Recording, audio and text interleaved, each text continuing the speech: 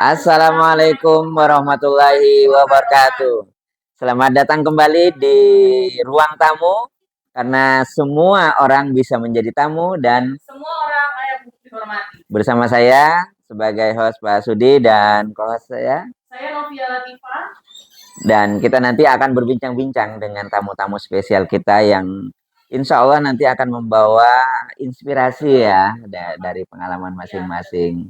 Nah, tamu kita hari ini siapa ini?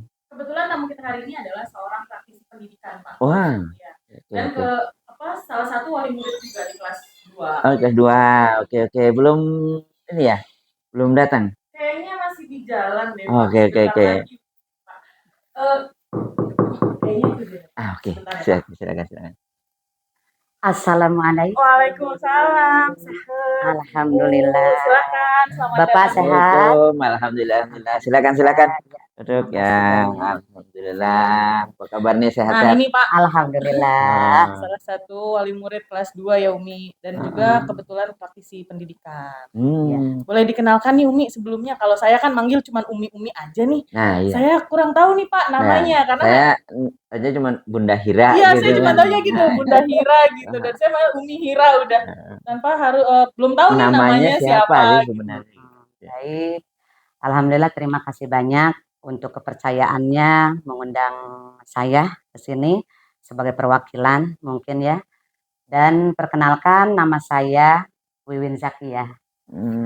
Nah, alhamdulillah saya dipercaya untuk mengelola sebuah TK IT Kotrun Nada. Ya. Kepala sekolah TK Kotrun Nada.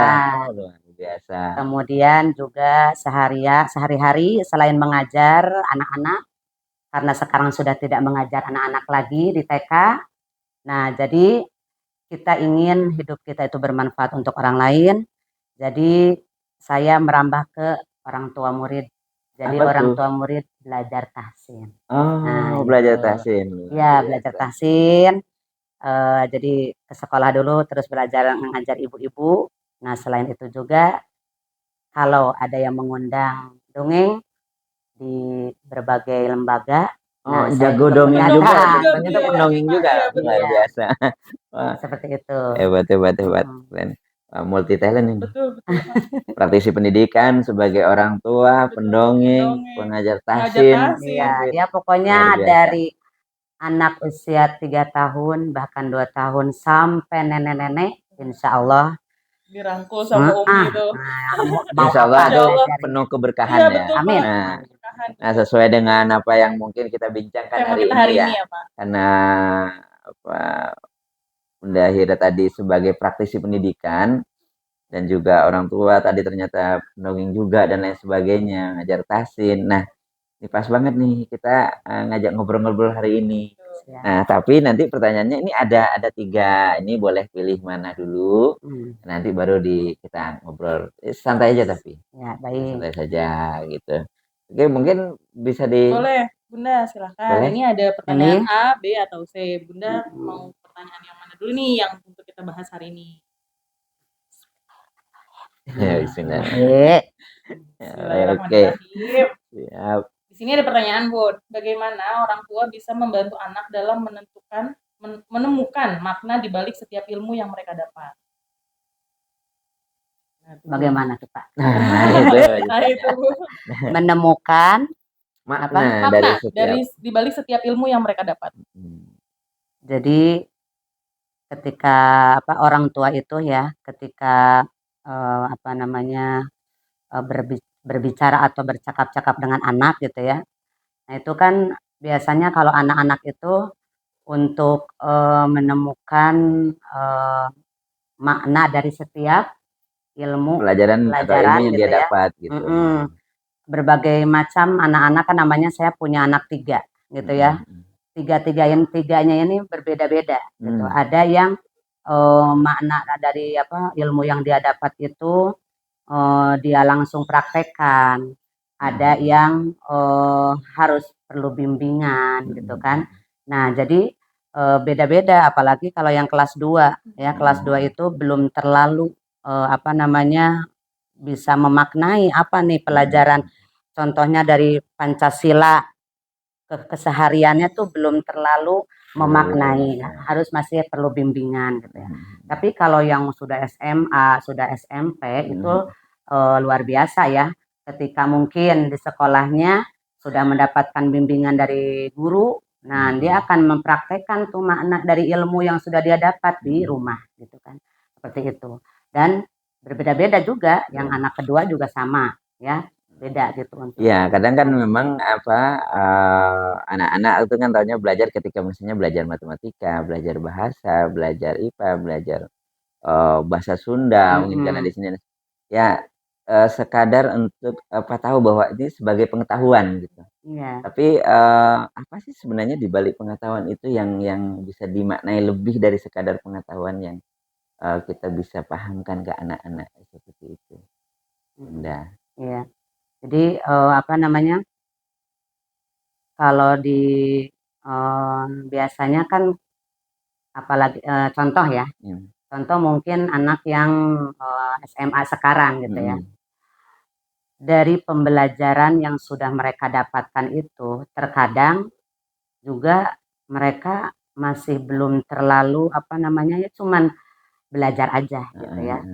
Tetapi ketika mereka mempunyai permasalahan yang ada di sekolah gitu kan, yang ada di apa namanya antara guru temennya gitu kan.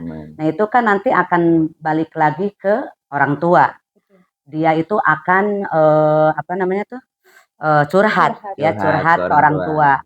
Nah seperti apalagi sekarang mereka itu mau apa namanya kuliah. Nah mau kuliah.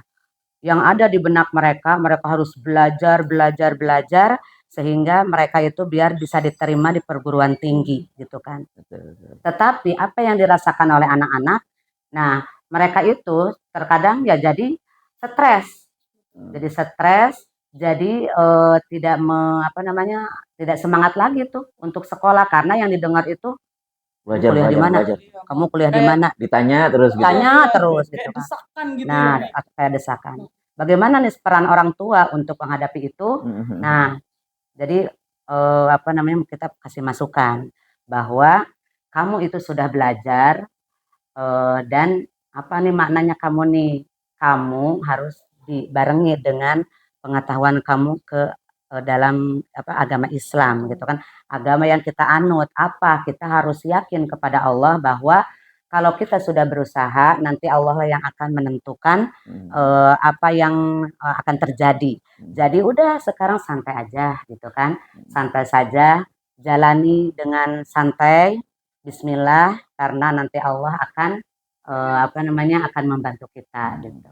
Yang penting usaha maksimal dulu, selebihnya biar Allah yang menentukan. Iya. Oke, baik, terima kasih. Selanjutnya nih, ini ada pertanyaan. Ketika anak merasa lelah dan kurang semangat dalam belajar, apa yang bisa dilakukan orang tua agar mereka tetap merasakan keberkahan? Ya kalau itu yang biasa saya lakukan kepada anak adalah dengan keteladanan. Nah, jadi keteladanan pengalaman dari kedua orang tuanya gitu ya. Jadi kedua orang tuanya dulu. Nah, tapi kita harus memang kalau ke anak itu seperti sahabat ya. Seperti teman gitu. Jadi ketika mereka udah lelah, kita kok sekolah terus ya gitu ya. Belajar terus kan capek gitu kan. Nah, kamu itu setelah kamu nanti keluar sekolah pun lebih capek lagi. Seperti orang tua. Orang tua itu lebih capek daripada kamu.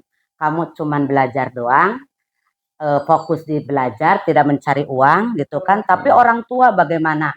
Nah, kemudian kisah. Ya, kita masuk ke dongeng. Dongeng atau cerita siapa ya, cerita ibu bapaknya gitu kan, cerita orang tuanya yang real. Kenapa nih Abi bisa begini, Umi bisa begini, karena dulunya. Nah kita ceritakan tuh dulunya tuh seperti apa gitu, dan itu memang lebih masuk ke anak ya karena memang real gitu. Melalui pengalaman orang tua. Jadi bagaimana biar mereka itu benar-benar masuk ke cerita kita. Nah itu kan ada tekniknya. Nah, seperti itu. Keuntungan Jadi dari punya orang tua pandai bercerita itu. nah itu di ini Jadi ya, tidak keteladanan. Jadi iya betul. keteladanan orang tua gitu. Kisah orang tua sendiri. Kisah sendiri, Sendiri Nah, bukan kisah-kisah yang Kisah- diceritakan tuh karena pengalaman-pengalaman pribadi. kalau kisah contohnya kayak Rasulullah dimasukkan ke anak itu rada masih rada ini ya, Masih agak jauh. anak rada jauh, apalagi masih anak kecil. Tapi kalau kisah ibu orang tua, pengalaman orang tuanya sendiri itu luar biasa, karena lebih dekat. lebih dekat. Dan itu mereka menyaksikan, Pak. Menyaksikan. Betul. Nah, pertanyaan selanjutnya, Umi. Sebagai pendidik, bagaimana cara menciptakan suasana belajar yang mendukung keberkahan? Nah, kalau ini sebagai praktisi. Praktisi, betul. Sebagai praktisi, sebagai tadi kepala TK sekolah, ya, atau pengajar di TK, bagaimana tuh menciptakan suasana belajar yang mendukung terhadap ini ilmu di yang rumah penuh apa di keberkahan. mana nih? Di Bisa sekolah. di sekolah, Umi, bisa di Umi kan Karena guru tasik sebagai juga kan, Pak. Jadi di setiap sebagai praktisi. pokoknya praktisi. Iya. Jadi apa namanya Bu? Nah, ini ya ciptakan suasana yang menyenangkan ya. Menyenangkan. Yang pertama adalah kita sebagai pengajar harus ikhlas dulu. Niatnya itu untuk apa gitu ya? Mengajar anak-anak supaya nih anak-anak itu jadi bisa tanpa dipaksa. Nah, gitu kan. Tapi tetap bahagia gitu. Nah, itu niatnya itu ikhlas. Ya Allah, mudah-mudahan dari kita mengajar anak-anak ini nantinya kita mendapatkan pahala jariah gitu ya. Pahala jariah kenapa? Karena anak TK nurutnya itu kan sama guru. Nurutnya sama guru gitu kan. Dia bisa baca doa iftitah, doa dalam sholat itu kan biasanya di TK dulu gitu kan. Kalau di rumah itu biasanya orang tua kan tidak sesabar gurunya gitu ya. Nah, itu jadi dari niat dulu sama seperti ke orang tua murid ataupun belajar tahsin ya. Bagaimana nih pengennya orang tua itu mengajarkan kepada anak biar bisa tuh orang tua itu gitu kan. Nah, tapi kita yang mengajar dan kita tidak boleh dengan pamrih.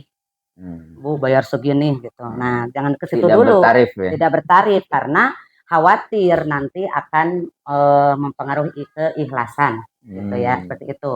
Nah, itu jadi yang pertama keikhlasan. Yang kedua, yaitu tadi kita tidak memaksakan anak untuk belajar sampai harus bisa banget gitu ya. Jadi sesuaikan dengan perkembangannya masing-masing gitu. Ya, seperti itu. Jadi intinya ciptakan suasana yang menyenangkan, kemudian juga keberkahan itu akan datang ketika kita mengajarnya dengan ikhlas, dengan senang gitu ya, tidak dengan marah-marah, dengan memaksa seperti itu gitu ya. Nah, sama saya pun kalau di rumah itu kalau dulu mungkin karena ketidakpahaman ya. Nah, itu anak pertama itu memang saya drill banget untuk belajar gitu ya. Jadi dari usia 3 tahun itu, usia 3 tahun itu kalau udah maghrib dia harus duduk di meja belajar Iqra, belajar Latin gitu ya. Maraton. Pokoknya setiap hari. Memang dia itu kelas A aja udah bisa buku cerita dan bisa baca Quran. Memang gitu ya. Nah, yang ketiga ini saya kesini sudah belajar gitu kan. Jadi tidak boleh memaksa anak. Nah, jadi santai, disantain aja gitu ya. Cuman mengalir saja. Mengalir hanya dalam urusan agama kita harus tetap ya seperti sholat, membaca Al-Quran tetap kita harus sedikit memaksa gitu karena itu adalah modal kita ya nantinya. Gitu. Kalau nggak sedikit dipaksa nanti akan terlalu santai ya seperti sholat kan kalau kita tidak mengajarkan dari usia dini itu khawatirnya nanti akan terbiasa tidak sholat gitu dan artinya puasa pun begitu. Porsi untuk pendidikan keagamaannya lebih banyak, lebih besar dorongannya, motivasinya gitu ya. Iya, lebih besar. Oke. Dan emang luar biasa ya kalau kita sebagai pengajar gitu, sebagai praktisi pendidikan dimanapun mengajar itu keberkahannya itu luar biasa yang kami rasakan gitu ya. Penting bagaimana itu tetap terus menjaga ini ya hati, keikhlasan keikhlasan. hati. Itu benar-benar Mendidik Iya. dari Iya, hati gitu. betul. Iya, Dari Betul. hati akan turun ke hati anak-anak dan semuanya juga. ya Dari hati turun ke hati. Iya, betul. seperti ini pun apa mendongeng pun kan Nah. lembaga banyak yang mengundang gitu kan. Kalau kita mentarifkan itu beda juga keikhlasannya. Makanya kami sepakat saya sama suami itu tidak mentarifkan. Gitu. Suami juga pendongeng. Pendongeng. Katanya ya. Iya. Luar biasa. Ini keluarga pendongeng. Iya. Keren.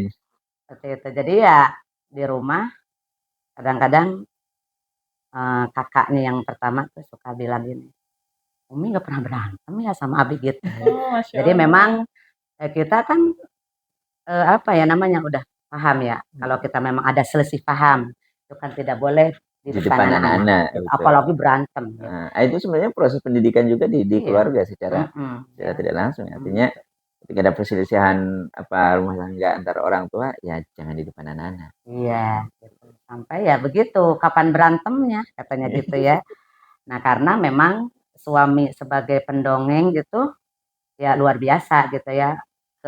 Imbasnya ke pengaruhnya kepada anak-anak di rumah itu memang benar-benar tidak seperti yang ketika belum belajar mendongeng gitu ya. Ketika sudah belajar mendongeng itu 360 derajat berubah gitu ya. Dari tadinya tidak perhatian jadi perhatian gitu. Makanya luar biasa nih ilmu mendongeng gitu ya. Keren. Iya, Wah, seperti ini itu. kapan-kapan Jadi harus belajar mendongeng ini. ya Boleh ada lah kalau ada acara-acara. Anak kelas 3 SMA pun masih diperlakukan seperti anak-anak SD gitu sama abinya gitu. Jadi luar biasa lah insya Allah ya. Dan mendongeng itu kan butuh ya selain skill keahlian juga kesabaran. Betul. Nah itu melatih hati nih. Iya. Balik lagi hati lagi Wak. Hati lagi. Iya. Oke. Masih ada dua nih. Masih ada dua. Oh, lagi. Yang mana tuh? Iya. Nah, di sini ada pertanyaan lagi. Bagaimana memastikan bahwa pendidikan yang diberikan anak tidak hanya bermanfaat secara akademis, tetapi juga membawa keberkahan dalam hidup mereka? Jadi yang paling utama ya Pak, sebelum ke situ berarti kan kita harus mencari sekolah, ya sekolah yang menurut kita sesuai dengan apa yang kita harapkan nantinya gitu ya. Jadi dari segi agamanya gitu kan, dari segi hubungan antara anak dengan gurunya gitu kan.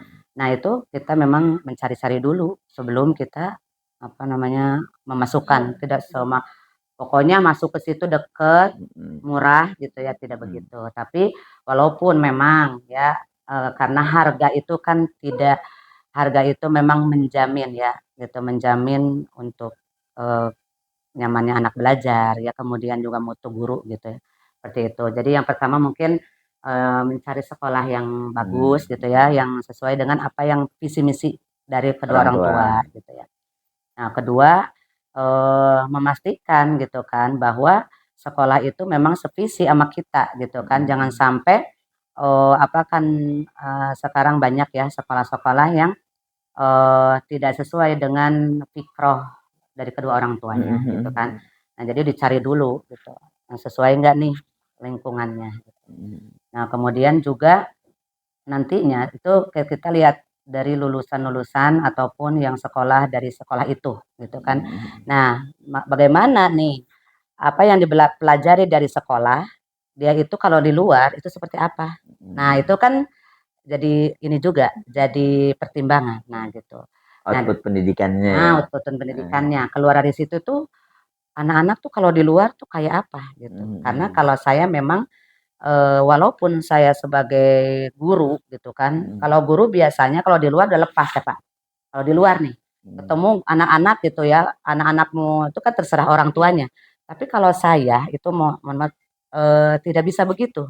Kita masih punya tanggung jawab moral gitu. Kayak begitu Pak. Jadi kalau ada anak-anak nih, anak saya contohnya TPQ, dia di luar, saya lihat Pak. Nah kalau mereka berbicara kurang baik ataupun kasar, dari rumah saya keluar. Saya itu seperti orang tuanya, padahal orang tuanya di mana gitu kan.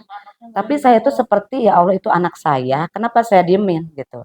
Jadi saya pasti keluar dan akan nggak boleh begitu gitu. Jadi menegur gitu ya, negur dan menasehati dia gitu kan, karena merasa anak saya sendiri, apalagi dia itu adalah masih jadi apa murid kita di ngaji gitu. Artinya masih Jadi, punya itulah guru ya, mm-mm, tidak bisa lepas Lepas begitu gitu saja saja. gitu. Artinya di luar sekolah pun masih punya tanggung jawab moral nih. Itu tetap anak-anak didik saya tuh. iya, Walau bagaimanapun gitu ya. begitu Artinya ya, tetap memastikan gitu ya. memastikan. Kemudian juga dari anak sendiri pun begitu ya, memastikan apapun yang ya pastilah namanya juga kita sudah survei ya di sekolah yang anak kita apa namanya belajar di situ gitu ya. Nah, insya Allah ya kita pasti akan mengevaluasi apapun yang sudah diajajarkan di sekolah. Nah, apa nih Mbak di rumah Nah, gitu iya kan? iya. Bawa nggak nih Bawa ya? enggak Ke nih bawah gitu enggak kan? gitu. Seperti itu ya. Pembiasaan-pembiasaan positifnya. Pembiasaan-pembiasaan gitu. Kemudian juga dan memang ya kita kan kalau keberkahan ilmu itu kan juga kita harus belajar, kita harus mengajarkan juga kepada anak kita bahwa mendapatkan keberkahan ilmu. Contoh kamu belajar kau sama Miss Rahmi gitu kan. Nah, Miss Rahmi, kamu itu nih kalau ingin ilmunya berkah berarti harus apa? Nah, gitu kan, harus baik sama guru gitu kan. Harus baik, harus hormat, harus taat. Nah, insya Allah ilmunya itu akan berkah buat kamu gitu. Jadi itu yang kami ajarkan di rumah gitu ya. Kalaupun mungkin gitu kan kalau belajar di rumah kadang-kadang suka males, suka apa namanya membantah, tapi kalau sama guru tidak Beda. boleh. Kenapa? Karena tidak akan berkah ilmunya. Nah, Karena adab lebih tinggi tinggi dari daripada ilmu. ilmu. Betul, betul, betul. Nah, itu memastikan itu tuh penting itu. Artinya dari sisi orang tua sendiri atau guru sendiri memastikan seperti tadi tetap punya tanggung jawab moralnya anak-anak di luar. Tapi dari sisi orang tua tadi tetap bagaimana mendorong anak nih untuk menjadi tetap mendapatkan keberkahan dari setiap ilmu-ilmu yang didapatkan. Gitu. Oke, Selanjutnya, Umi. Lingkungan rumah seperti apa yang diciptakan untuk mendukung keberkahan ilmu bagi anak? Yang Nah, lingkungan rumah nih, menciptakan lingkungan rumah yang ini penuh keberkahan nih bagi proses pendidikan anak-anak selama di rumah. Jadi paling mungkin di ini Pak, kalau untuk kami ya, ini kan berarti rumah kan kami ya, Betul, betul. gitu ya. Jadi apa namanya berusaha untuk menciptakan keluarga yang mencontoh pembelajaran dari Rasulullah gitu. Itu cita-citanya. Walaupun mungkin ya masih jauh, tapi itu paling tidak usahanya kita tuh pengen ke sana gitu ya. Jadi dari sebelum nikah pas nikah pun kita kan ada visi misi bagaimana nih menciptakan rumah atau anak supaya nantinya bisa tetap mengikuti sunnah Rasulullah dan taat kepada Allah. Nah, itulah gitu. Obrolan berdua dulu nih. Berdua. Nah, nih gitu. Kita bisa menjamin ini enggak gitu. Iya, bisa enggak gitu kan. Konsepnya dulu gitu. Nah, jadi dari situlah terciptalah kerjasama suami dan istri untuk menciptakan lingkungan rumah itu supaya sama misinya. Jangan sampai ketika ibu punya cita-cita atau keinginan anak ingin kalau udah TKA dia itu udah sholat 5 waktu. Tapi ayahnya membela gitu kan, udahlah. Nggak usah dipaksa, namanya juga masih anak-anak. Nah gitu kan. Nah itu nggak semisi gitu. Nanti anak yang bingung nih. Satunya strip gini, satunya ini tegas, ibunya tegas, bapaknya enggak gitu membela. Nah kan jadi harus bingung. Kompak gitu ya. Nah terkadang kalau saya memang menciptakan suasana lingkungan rumah itu juga dari lingkungan tetangga juga itu saya kondisikan. Jadi tetangga itu saya suka bilang, ibu mohon maaf. Nanti kalau saya teriak di waktu sholat, mohon maaf ya, jangan kaget. Nah gitu kan. Jadi kalau anak lagi main, kan anak-anak main tuh di lapangan. Oh, Nah, saya terkadang Hira, kenapa saya teriak? oh. Karena membuat siar, Pak. Nah, Oh, saya nggak mudah kan? sekaligus ya, Mudah sekaligus. saya jalan, Sekaligus. Hira sholat Biasa. bisa. Mm-mm. Ya, Kan tapi supaya siar orang tuanya Yang mendengar, lain juga oh, yang lain denger juga gitu. langsung dengar sholat gitu gitu. kan. Oh, ini Nah, waktunya sholat sholat ini. gitu kan. Hira, ya Mi, Hira kita tuh dipanggil Umi. Sholat dulu, sholat duhur. Hira tuh dipanggil Umi kan katanya kamu sholat duhur gitu kan. Oh, Iya, sholat duhur yuk, yuk, yuk gitu kan. Jadi semuanya ikut. Kadang-kadang kalau memang ini udah sama teman-temannya aja. Hira nanti jadi imamnya. Nah, kan dia seneng jadi tuh. ngikut tuh. Ngubring gitu kan. Nah, jadi sebagai siar saya bisa aja gitu datang deketin sholat yuk Iya. bisa. Bisa. Cuman supaya orang-orang itu tahu sholat gitu kan. Nah, Jadi jadi sekalian dah. Iya, sekalian gitu kan. Udah, jadi kalau udah waktunya sholat sholat. Tapi kalau sekarang sudah tidak. Karena udah Karena sudah. biasa gitu ya. Kalau dulu waktu kelas B, kelas 1 masih. Nah, Hmm, kalau sekarang walaupun dia lagi main di rumah tetangga, di rumah temennya, hmm, nah ibunya udah tahu. Kenapa? Karena kalau udah waktunya sholat, uminya itu nyuruh sholat. Saya sudah ke WA, Ibu ada Hira, ada. Sudah sholat belum? Oh udah nih. Nah gitu. Jadi itu lingkungan lingkungan tetangga, Tetangga juga lingkungan ya. masyarakat Hmm. itu juga mendukung ya tentang pendidikan yang kita bangun di rumah. Gitu. Jadi Artinya itu tidak hanya membangun suasana di rumah Iya. yang penuh keberkahan dan komitmen untuk membangun bersama itu, tapi juga lingkungan di sekitar rumah juga ya penting ya. seperti itu penting gitu kan. pendidikan. Kemudian keberkahan itu bisa didapatkan oleh anak kita ya, oleh anak kita walaupun anak kita mungkin ya apalagi kami itu kan jarang di rumah ya. Kami jarang mengajarkan anak kami untuk apa namanya belajar benar-benar belajar seperti di lesan gitu ya.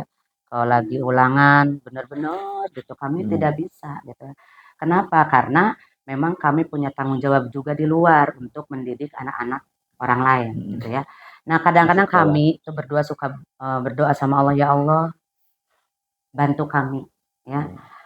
Kami tidak bisa mengajarkan anak-anak kami di rumah, tapi tolong ya Allah, hamba titip anak-anak kami kepadamu dan berilah mereka kepintaran, kecerdasan supaya walaupun kami tidak mengajarkan mereka, mereka mendapatkan keberkahan dari dari kami mengajarkan anak-anak orang lain.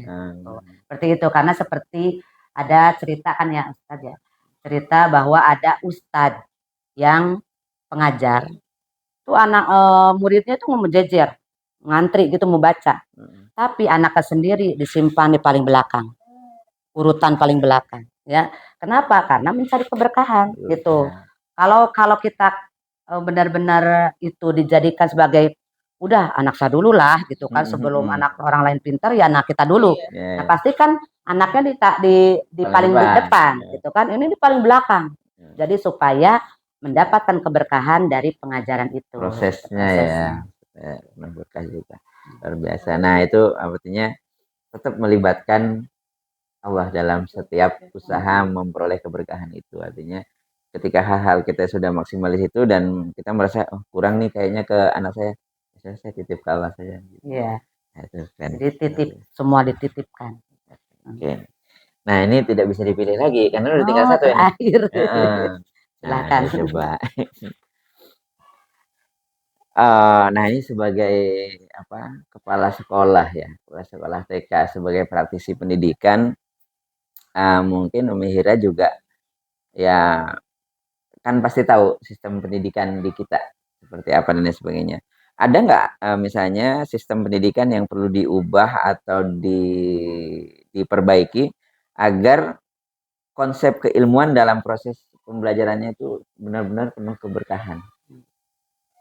Kalau prosesnya itu ya mungkin ada yang paling awal untuk ditanamkan ke anak-anak yaitu karakter dulu ya Pak ya. Gitu. Jadi sebetulnya kalau ilmu itu ya bisa dipelajari. Betul. Tapi kalau karakter itu luar biasa. Kita memang harus mengajarkannya gitu.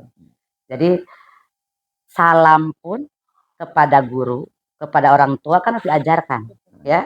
Tidak bisa salam itu dengan melihat atau dengan baca aja gitu ya, tapi dengan praktek. Nah, itu dari hal yang kecil gitu ya. Dan yang lain-lain pun itu pengennya gitu ya, sekolah itu memang mengajarkan itu dulu gitu ya. Selain dari TK. Kalau anak-anak TK memang sekarang karakter gitu ya. Cuman kalau tidak didukung dengan pendidikan di SD, itu biasanya jadi lost. Jadi lost. Dulunya kita ajarkan apa, tapi ketika tidak sinkron antara SD dengan TK itu berbeda gitu ya. Jadi kalau keinginan orang tua itu memang kalau ilmu itu nomor 2 kalau saya ya. Karena kenapa? Karena kalau walaupun anak saya Mi, maaf ya nilainya, saya tidak marah ya, tidak akan marah. Intinya anak saya nurut sama saya gitu ya. Itu terus juga kemana-mana izin gitu. Kemudian juga di rumah bahasanya baik. Ketika nelpon pun itu kan ada adabnya ya. Kadang-kadang anak gitu kan, Kak, assalamualaikum, gitu. Nah, kadang-kadang saya assalamualaikum, nah gitu kan. Jadi baru waalaikumsalam. Jadi assalamualaikum berarti kan kita ngajarin assalamualaikum dulu kakak, jangan gitu kan. Kadang-kadang baca WA gitu kan, anak-anak sekarang kan begitu ya. Jadi dia itu langsung ke poin gitu, sedangkan itu adalah adab. Nah, jadi karakter pendidikan sekarang itu memang harusnya yang paling utama, yang paling pertama gitu ya, adab ke teman gitu ya. Kemudian cara menyelesaikan masalah. Nah, itu yang benar-benar harus diutamakan. Kalau di konsep pendidikan iya, kita konsep ya, pendidikan, memang seperti itu. benar bahwa memang ya ketika pendidikan karakter itu sudah melekat ke anak-anak, ya dia mau belajar apa aja mudah ya. Dia bisa menjadi ahli ekonom yang berkarakter positif. Dia bisa menjadi ahli nuklir yang berkarakter positif. Menjadi dokter yang berkarakter positif. Bukan hanya dokter. Tapi kan banyak. Ditambah juga dengan pendidikan keagamaan. Nah, itu udah ini banget gitu, klop. Iya, seperti itu. Oke. Baik, kemudian ini masih sebagai praktisi pendidikan nih. Bagaimana sebagai guru nih, sebagai praktisi pendidikan, kan ngajarin anak-anak udah pasti ada orang tuanya di rumah. Bagaimana melibatkan orang tua dalam proses pendidikan anak-anak yang kemudian nanti bisa berbuah keberkahan bersama. Proses melibatkan orang tua dalam proses pendidikan anak-anak gimana? Jadi setiap apapun yang direncanakan oleh sekolah itu pastinya harus sampaikan kepada orang, komunikasikan ya, tentang apapun itu gitu. Terkadang kalau saya sendiri mungkin ya, ataupun sebagai kepala sekolah yang di bawahnya itu memang orang tua yang berbeda karakter gitu ya. Nah, itu kalau saya ya, mungkin sekolah yang lain tidak kayak saya gitu, tidak seperti sekolah saya. Saya itu tidak selain dari pengumuman di yang formal ya, formal. Saya sebagai kepala sekolah itu kadang-kadang voice, Pak. Kadang-kadang bercerita di grup sesuai dengan apa yang menjadi keluhan saya. Gitu. Ya, keluhan guru-guru. Nah, jadi orang tua paham banget tentang kegalauan, kondisi guru, kondisi kepala sekolah, kondisi keuangan. Saya suka anak-anak. Tapi saya tidak pernah selain dari contoh tagihan. Ini gitu kan. Ataupun pembelajaran anak. Tapi orang tua tidak terlalu care, tidak terlalu perhatian. Contohnya kayak rapat. Rapat kan terkadang cuman berapa orang yang datang. Tapi karena saya masukkan tuh dalil satu ataupun yang tentang bahwa pendidikan undangan ada. Tapi saya setelah di bawah undangan itu saya cerita. Kadang-kadang voice kalau saya lagi malas nulis ya gitu. Jadi cerita. Nah, dari situ orang tua paham pada datang. Padahal Datang. Paling yang nggak datang itu paling cuman 10 karena itu kerja. Yang bener-bener Kerja. kerja Gitu. gitu. Yang orang tua murid itu datang semua. Kalau tidak bisa berarti suaminya. ada Gitu yang perwakilan. perwakilan. Karena memang kata Bu Yun bisa banyak begitu kalau rapat kayak gitu. Ya. Jadi keterlibatan dengan orang tua memang harus benar-benar dilibatkan gitu ya. Tapi memang harus dekat antara apa namanya Pak, guru sama anak. Guru dengan orang tua. gitu. Deket banget ya. Jadi orang tua itu lebih kenal semua dengan saya daripada dengan gurunya sendiri gitu. Ada yang satu semester gak kenal nama gurunya. Guru anak saya siapa namanya ya? Saking sibuknya. Tapi dengan kepala sekolah gitu kan, walaupun tidak mengajarkan anak, tapi saya sering menyapa, bukan hanya mengingatkan bayaran, tetapi tentang anaknya. Kalau sebagai guru, misalnya dengan orang tua, melibatkan orang tua dalam proses pembelajaran anak-anak gitu. Betul. Kadang-kadang kan kadang menganggap bahwa orang tua udah belajar udah di sekolah sama gurunya udah gitu. Ya, sebagainya ya gitu. komunikasi juga sih yang gitu sama. Jadi apa namanya ya itu kalau itu per pekan. Per pekan. Jadi contoh kita ada kegiatan ini. Nah, supaya orang tua terlibat, kalau saya kan ngajarnya anak TK ya. Iya. Berarti kan anak TK, contoh kita mengajarkan anaknya itu huruf A. Contoh ya. Nah, Bunda nanti di rumah minta tolong dampingi anak-anak gitu kan untuk mencari huruf A di majalah ataupun yang Bunda print gitu. Nah, terus nanti tolong Bunda guntingin. Nanti karena anak-anak belum bisa menggunting gitu kan. Nah, nanti anak-anak yang menempelkan di buku gitu. Nah, itu kalau dalam pembelajaran perkembangan proses melibatkan gitu ya. Melibatkan. Itu kan pembelajaran yang dunia gitu ya. Nah, kalau keakhiratan, nah berarti kan agama. Nah, itu juga sama. Kita belajar wudhu nih. Nah, kita itu kadang-kadang silakan Bu di video. Nanti videonya dikirim ya ke gurunya. Nah, itu orang tua memang senang. Kenapa? Karena anaknya pun sudah ada tuh dari guru kata-kata nanti Bunda yang videonya akan disetel di televisi ini gitu kan, anaknya jadi senang. Jadi dia itu semangat untuk belajar. Nah, mungkin ya kalaupun dari tingkatan SD itu juga anak-anak tuh benar-benar taat sama kata-kata guru. Betul. Gitu kan. Kalau kata guru nanti uminya begini, pasti itu. Gitu. Kalau dari orang tua ngomong langsung nggak bisa. Jadi apalagi kalau kelas 1, kelas 2 itu betul. Selain dari ke orang tuanya itu pesan ke anaknya itu benar-benar harus ada. Ya. Kadang-kadang kita orang tua pengen anaknya melakukan apa, kita pesan ke gurunya. Betul. Iya. Pesan supaya gurunya yang ngomong. Gitu. Ya, luar biasa memang guru itu ya. Keberkahannya itu diikutin. Betul. Jadi semuanya dilibatkan. Nah, yang terakhir nih, bagaimana terkait dengan sekarang kan kemajuan teknologi ya, digital, pandangan Bunda selaku praktisi pendidikan maupun orang tua terhadap perkembangan digitalisasi dan anak-anak sekarang, anak-anak dengan digital nih, bagaimana tuh pandangannya? Apakah digital ini kemudian membawa efek yang lebih banyak negatif atau seperti apa, atau bagaimana mensiasatinya supaya perkembangan teknologi ini tidak berdampak lebih banyak negatifnya, tapi juga berdampak positif pada pendidikan anak-anak. Iya. Ini memang luar biasa ya.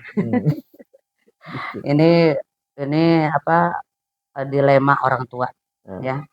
Dilema orang tua ketika kita itu pengennya ya, namanya orang tua kan tidak memberikan HP ya, fasilitas teknologi yang begitu benar-benar luar biasa tuh, apa aja ada gitu ya di HP itu gitu ya. Tapi di sisi lain memang kita sebagai orang tua harus ya kerjasama juga, kerjasama juga.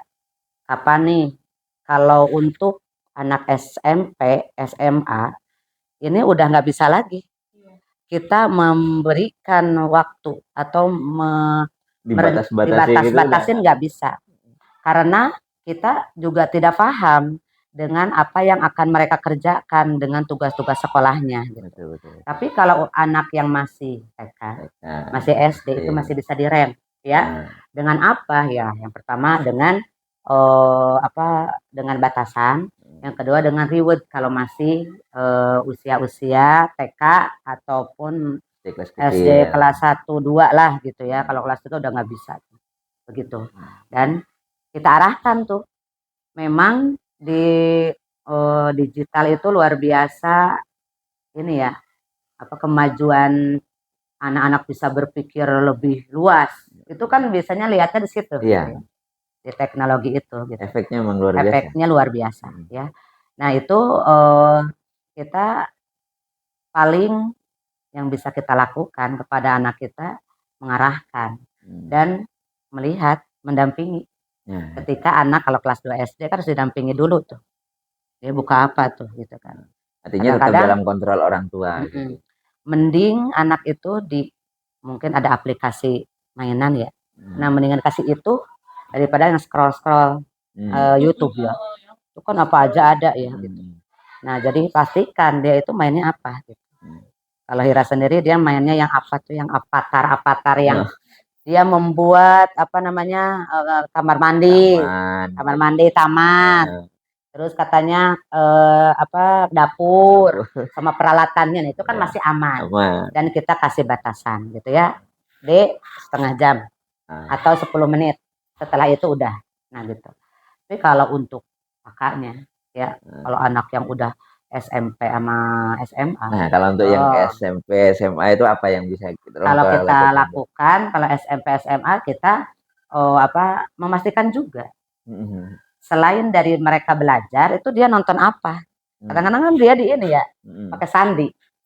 Privasi gitu ya, privasi nggak bisa. Orang tua harus tahu tuh sandinya. Ya, tapi ketika mereka main, selain itu saya mintanya di dekat saya, Pak. Gitu. Artinya tetap dalam pantauan. Gitu. Jadi dekat. Jadi pastikan ketika mereka mau tidur udah nggak pegang HP, gitu ya. Jadi kalau dia main, nonton film gitu, seperti itu ya. Dan tetap kita kasih pemahaman, jangan yang tidak baik yang ditonton. Seperti itu. Nah, artinya memang satu soal pembatasan. Artinya yang kedua tetap dalam pantauan orang tua. Iya. Nah, itu yang mungkin bukan berarti kita tidak berikan sama sekali ya. Nanti malah gaptek ya. Gaptek dan juga ini dia akan ini Pak, akan minder dengan teman-temannya. Dia itu akan penasaran. Itu yang lebih takut. Lebih penasaran. Malah. Lebih yang kita tuh nggak boleh sampai ke arah situ. Karena kalau udah penasaran dia akan nyuri-nyuri waktu. Akan nyuri-nyuri kesempatan ke rumah temennya, karena temennya nggak tahu itu yang ditonton apa. Artinya kita berdamai dengan teknologi. Ya, berdamai dengan kemajuan atau modernisasi digital, tapi semuanya tetap dalam pantauan dan juga penanaman itu tadi nilai-nilai karakter, sehingga anak dengan sendirinya punya batasan-batasan sendiri. Oh, ini baik, ini tidak, ini boleh, tidak. Dan kadang kan anak 10 menit ya, terus mereka nawar 5 menit deh, iya, 2 menit lagi deh gitu. Betul. Suka gitu kan. Iya, anak-anak tuh seperti itu. Makanya kalau ya sama sekali nggak kita kasih juga ya nggak bisa juga gitu kan. Tapi kalau ini kita berdamailah dengan teknologi, dengan digital, tapi tetap dalam batasan-batasannya. Nah, ini yang terakhir tentang pilihan-pilihan. Nah, karena pilihan-pilihan ini bisa dijawab sesuai dengan pilihan-pilihan. Ini biasanya kalau ngambil rapot nih. Ngambil rapot ini kan kebanyakan itu ibu-ibu ya. Iya. Nah, jarang sekali bapak-bapak itu ngambil rapot. Nah, menurut Bunda, eh, bapak atau ibu yang harus ngambil rapot? Kalau pilihannya di antara dua, Sebetulnya mah harus bapaknya. bapaknya. Kenapa tuh? Karena kalau ibunya itu kan sudah paham Hmm. tentang anaknya di sekolah. Hmm. Tapi kalau bapaknya itu tidak tahu, belum tahu. Jadi kadang-kadang kita menyampaikan kepada ibu, tapi tidak disampaikan lagi kepada bapaknya. Bapaknya. Nah itu yang jadi apa sih namanya? Karena guru banyak komunikasinya dengan Dengan ibu ya. Tapi ada ibu yang tidak care, tidak apa namanya, tidak terus terang dengan bapaknya. Nah, jadi ketika kita nih konsultasi ataupun WA ke bapaknya nggak tahu apa-apa. Nah, gitu. Kalau menurut saya pengennya Bapaknya tuh. Bagi bapak-bapak. Bapaknya. Makanya silakan. kalau saya itu dibagi dua, Pak. Oh gitu. Iya. Mengambil rapotnya. Itu pun kalau suami lagi ada. Kalau lagi apa maksudnya? Dan memang saya harus gitu ya. Jadi mendingan di waktu lain tapi bertemu dengan bapaknya gitu daripada dia nggak ngambil. Dikondisikan lah gimana? Saya kan anak ketiga. Jadi waktunya barengan. Jadi saya ngambil yang paling kecil. Gitu. Kenapa? Karena paling kecil itu bapaknya masih tahu proses belajarnya di rumah. Tapi kalau yang dua ini kan bapaknya nggak tahu. Nah, ini harus bapaknya ngambil rapot. Bapaknya yang tahu, bapaknya. Jadi kadang-kadang sebelum bapaknya kerja, nah sebelum ibu-ibu yang lain datang, udah duluan. Jadi janjian sama gurunya, gitu. Ataupun di hari lain, Bu, bisanya kapan, Bu? Saya nggak bisa, istri saya juga nggak bisa. Oh ya, hari ini. Jadi ada kebayangan. Kalau saya kan udah paham tentang anak saya, ya kan? Tapi bapaknya biar tahu dari gurunya. Bagi bapak-bapak yang belum pernah ngambil rapot anaknya, boleh dicoba. Iya, ya, seperti itu. Nah, yang kedua ini mungkin apa namanya? Kalau ada PR dari sekolah. Nah, ini ya sebagian bapak-bapak ya menyerahkan langsung ke bundanya gitu. Iya. Nah, menurut Bunda nih, itu kalau tugas-tugas anak-anak dari sekolah itu sejauh mana ayahnya emang harus ikut? Itu sesuai dengan kemampuannya. Contoh bahasa Arab. Karena suaminya bisa, bapaknya abinya bisa, Arab diabikan. Gitu. Kita berbagi sesuai kemampuan lah ya. Kemampuan gitu. Karena kalau dipaksakan ya terkadang kita juga namanya istri ya lagi capek gitu kan, lagi capek. Kemudian juga mungkin belum paham juga kayak PAI. Kalau kan bapaknya itu kalau PAI kan harus baca dulu. Kalau yang memang kafaahnya PAI atau agama mungkin walaupun nggak baca udah bisa kan gitu ngajar. Cuman itu sih gitu ya. Jadi sesuai, kalau saya sih sesuai dengan kemampuan ataupun apa yang ini ya, yang dikuasai ya oleh berbaginya di situ. Berbagi ya di situ ataupun berbagi di masalah semangat, Pak. Karena saya ajarkan apa namanya, kalau itu tuh memang kalau kata bapaknya udah Hira udah langsung. Jadi lebih takutan sama bapaknya daripada ibunya gitu kan. Padahal ibunya kan kadang-kadang ngomel. Tapi yang ditakutin malah bapaknya. Gitu. Malah kadang yang sering ngomel itu Pak yang bunda ini yang udah biasa gitu. Udah biasa. Jadi cuman gini aja motivasi aja gitu. Jangan sampai diem banget gitu. Jangan sampai cuek. Oke.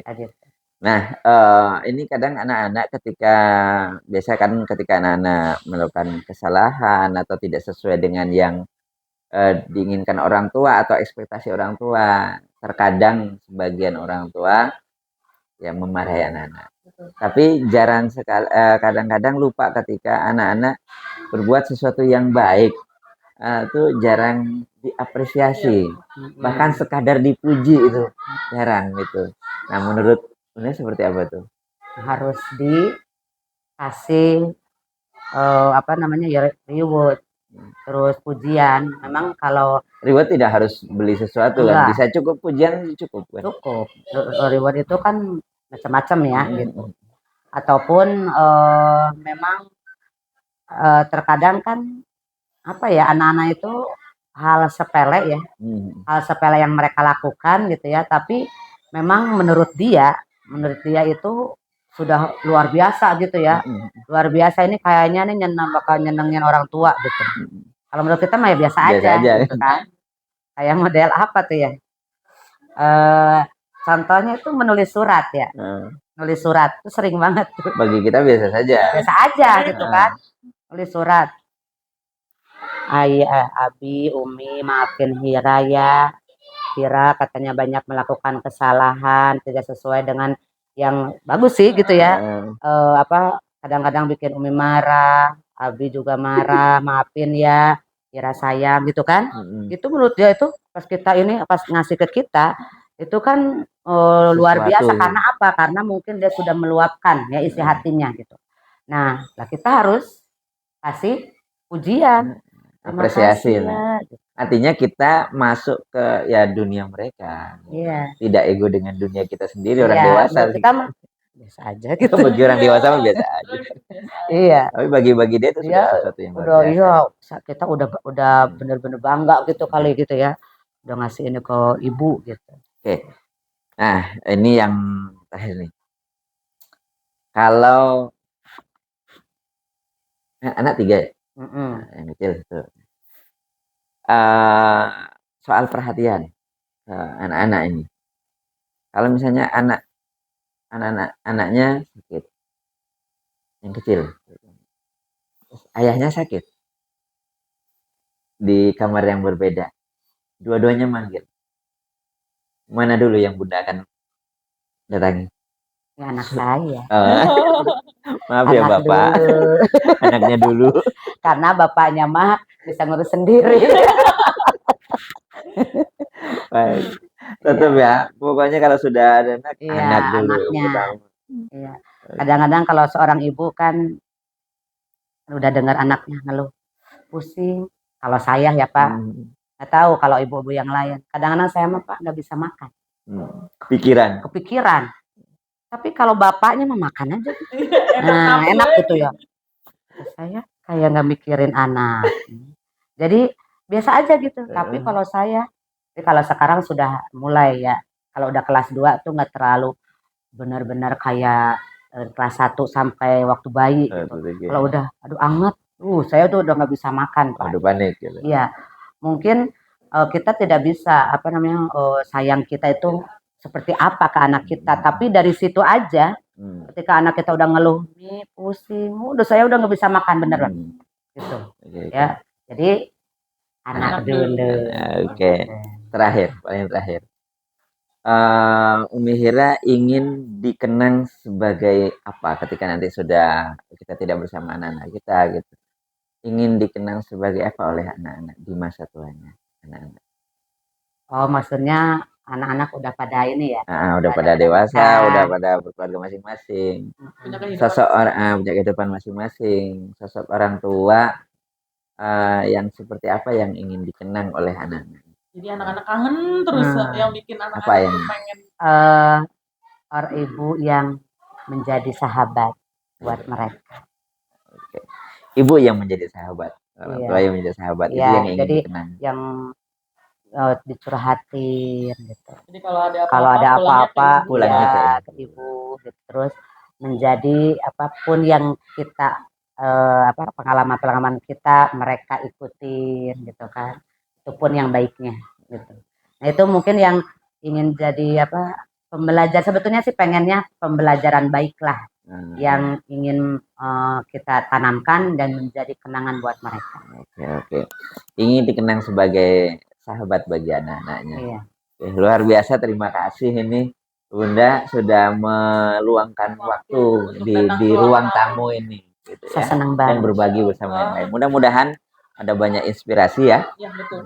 Ada pelajaran yang bisa kita ambil dari setiap kisah-kisah bintang tamu ini. Bisa kita jadikan pelajaran juga. Betul bagi kita sendiri ini sebagai, dan juga bagi pemirsa yang menonton dimanapun berada gitu ya. Itu saja, terima kasih semuanya. Cukup sekian. Semua di sini bisa menjadi tamu dan semua orang layak untuk dihormati. Wassalamualaikum warahmatullahi wabarakatuh.